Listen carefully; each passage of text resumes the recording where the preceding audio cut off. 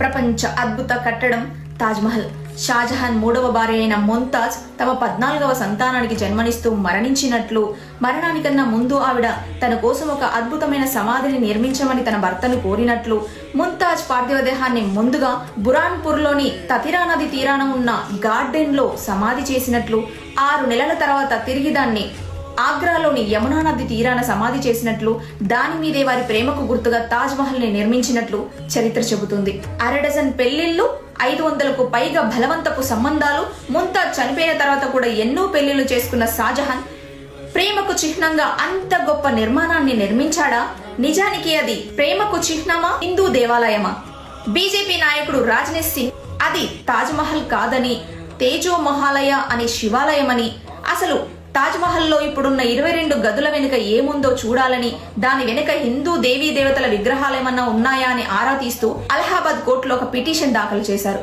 కానీ చాలా సింపుల్ గా అది చరిత్రకారులు చూసుకుంటారు, మీకక్కర్లేదు, హక్కులకి ఎలాంటి భంగం కలగనప్పుడు ఆ తలుపులు ఎందుకు తెరవాలి అన్నట్టు కోర్టు చాలా సింపుల్ గా పిటిషన్ ని కొట్టుపడేసింది. ముస్లిం పాలనలో అనేక గుళ్ళు కూలగొట్టి వాటిపైన మసీదులు, ఇస్లామిక్ నిర్మాణాలు నిర్మించినట్లు చరిత్ర మనకు చెబుతుంది. ప్రసిద్ధ చరిత్రకారుడు పురుషోత్తం నాగోర్ 1965లో అది తాజ్ మహల్ కాదు, తేజో మహాలయ అని 700కు పైగా ఆధారాలు చూపుతూ Taj Mahal the true story అనే బుక్ ని రాశారు.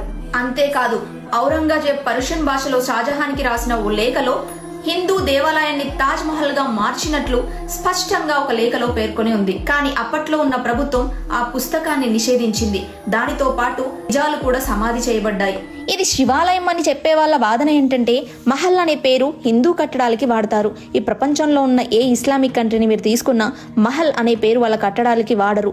ముంతాజ్ అనే పేరు మీదుగా తాజ్ అని తీసుకున్నారు అనుకుందాం. ఆమె పేరు ముంతాజ్ ఉల్ జమానీ. ముంతాజ్ స్పెల్లింగ్ ఏంటి? MUMTAZ కదా. మరి ముమ్ ఎక్కడికి పోయింది? సరే, దాన్ని తీసేశారనుకుందాం, లాస్ట్ 2 అక్షరాలనే పెట్టారు అనుకుందాం. మరి తాజ్ స్పెల్లింగ్ ఏంటి? TAZ కదా. మరి TAZ తాజ్ అని ఎందుకు పెట్టారు? ఎందుకంటే అది తాజ్ మహల్ కాదు, తేజో మహాలయ, ఆగ్రాలోని 5 ప్రసిద్ధ దేవాలయాల్లో ఒకటి అని మన పూర్వీకులు వివిధ గ్రంథాల్లో పొందుపరిచారు. కానీ ఇప్పుడు భల్కేశ్వర్, పృథ్వీనాథ్, మనకామేశ్వర్, రాజరాజేశ్వర్ ఈ 4 దేవాలయాలు ఉన్నాయి. మరి 5వది అయిన ఆగ్రేశ్వర్ మహాదేవ్ నాదేశ్వర్ దేవాలయం ఎటుపోయింది?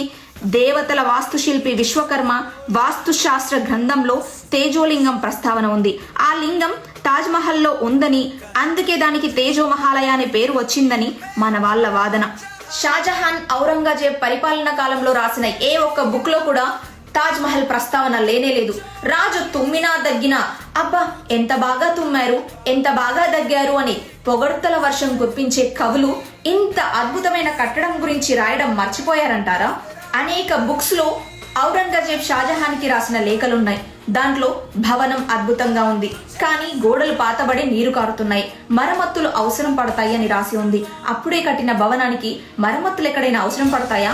అసలు ఒక సమాధిలో 22 అపార్ట్మెంట్స్, 7 అంతస్తుల అండర్ గ్రౌండ్ భవనం, 500 గదులు, పశువుల పాకలు, మ్యూజిక్ హౌజులు, సువిశాల వరండాలు, రక్షక భటుల గదులు ఇవన్నీ ఉంటాయా?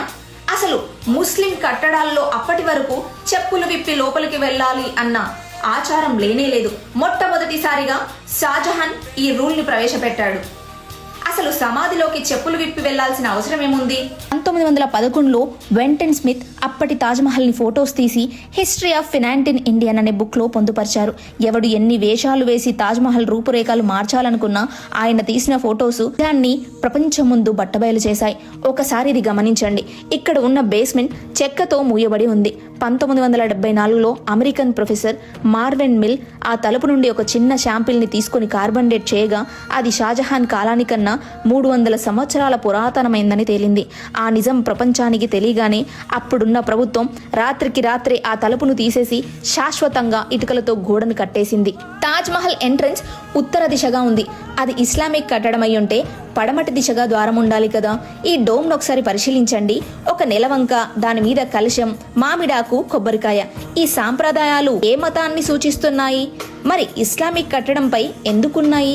మార్బుల్స్ ని గమనిస్తే త్రిశూలం, కలవ పూల గుర్తులు, మనం శివుణ్ణి పూజించే దతురా పూల గుర్తులున్నాయి. అవసరం లేకుండా మెట్లు కట్టబడి ఉన్నాయి. అసలు అక్కడ ద్వారమే లేకుండా మెట్లెందుకు నిర్మించినట్లు? అంటే దాని వెనకాల ఏదో రహస్యం దాగి ఉన్నట్లే కదా.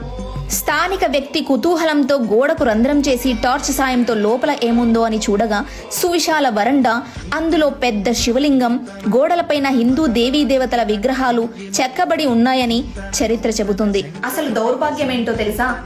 అప్పట్లో షాజహాన్ ఆ 22 తలుపులను తెరవద్దు అని వేసిన ఆర్డర్ ని ఇప్పటికీ మన ప్రభుత్వాలు ఫాలో అవ్వడం. ఇండైరెక్ట్ గా మనం ఇప్పుడు కూడా మొఘలుల పాలనలో ఉన్నట్టు. జై హింద్.